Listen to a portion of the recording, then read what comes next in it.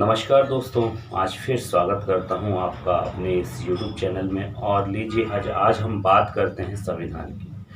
दोस्तों, बीते सप्ताह अभी-अभी संविधान सप्ताह के रूप में मनाया गया। दिनांक 26 नवंबर 2020 से लेकर 1 दिसंबर 2020 तक संविधान सप्ताह के रूप में इस सप्ताह को मनाया गया।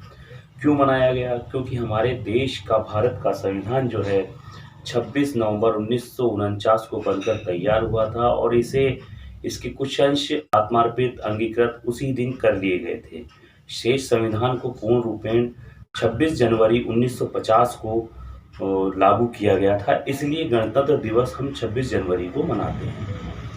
अब हम बात करते हैं दोस्तों, संविधान सप्ताह में लोगों ने कई बड़े-बड़े भाषण दिए, कई अपने-अपने भाषणों में संविधान को सर्वोपरि बताया। बिल्कुल, जी हाँ, बिल्कुल सही बात है कि हमारे भारत देश का संविधान ही सर्वोपरि है, परंतु इसकी पालना भी उसी के अनुरूप होनी चाहिए।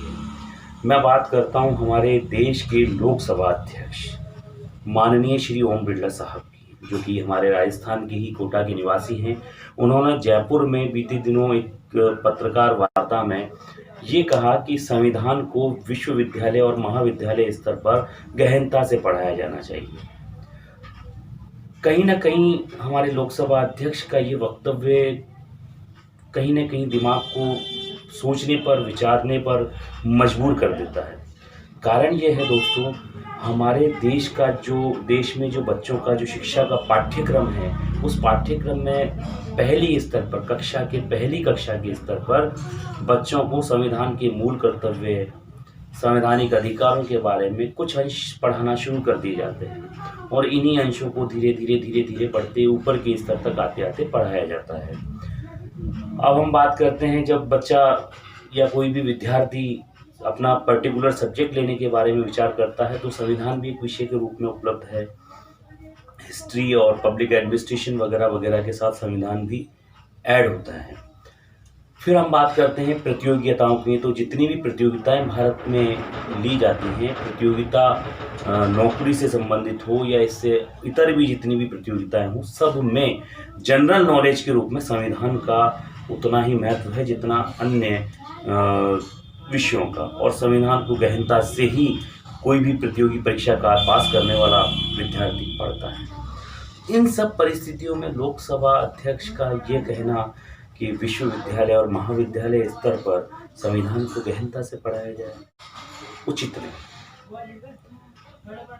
मेरा व्यक्तिगत सुझाव है माननीय लोकसभा अध्यक्ष को कि संविधान को पढ़ाए जाने की महती आवश्यकता विधायिका के लिए है, संसद भवन के लिए है, विधानसभा के लिए है। संविधान की कक्षाएं विधानसभा और संसद में लगाई जानी चाहिए। क्यों?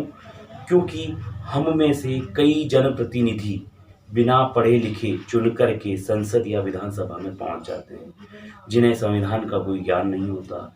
जो उस कानून निर्माता, विधायिका ही इस देश में कानून की निर्माता है, कानून को बनाने वाली है, वहाँ वो अपना स्पष्ट मत रख नहीं पाते। तो ऐसी स्थितियों में विधायिका के जो सदस्य हैं, उनके लिए संविधान को पढ़ा जाना बहुत आवश्यक है।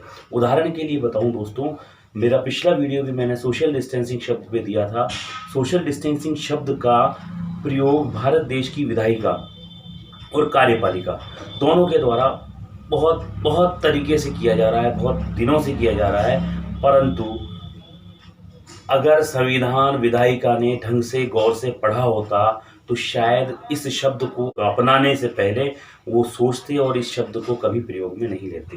क्योंकि जो सोशल डिस्टेंसिंग शब्द है, वो कहीं ना कहीं हमारे भारतीय संविधान की प्रस्तावना में अंतर्निहित सोशलिस्ट समाजवादी शब्द को हिट करता है और हमारे संविधान की मूलभूत भावनाओं के विपरीत है। तो ऐसी स्थितियों में मेरा व्यक्तिगत सुझाव मैं ये देना चाहूँगा कि संविधान की कक्षाएं विधानसभा में और संसद में लगाई जाए। विधायिका के सदस्यों को संविधान गहनता से संविधान के जानकारों द्वारा पढ़वाया जाए, ताकि वे कानून निर्माण करने में अपना स्पष्ट मत दे सकें, सही संविधान के अनुरूप कानून का निर्माण कर सकें संविधान के अनुरूप अपनी अभिव्यक्ति को व्यक्त कर सकें, संविधान के अनुरूप शब्दों का पालन कर सकें। यदि आपको वीडियो अच्छा लगता है, सब्सक्राइब कीजिए, लाइक कीजिए, शेयर कीजिए। इस तरह के वीडियो आपको मिलते रहेंगे।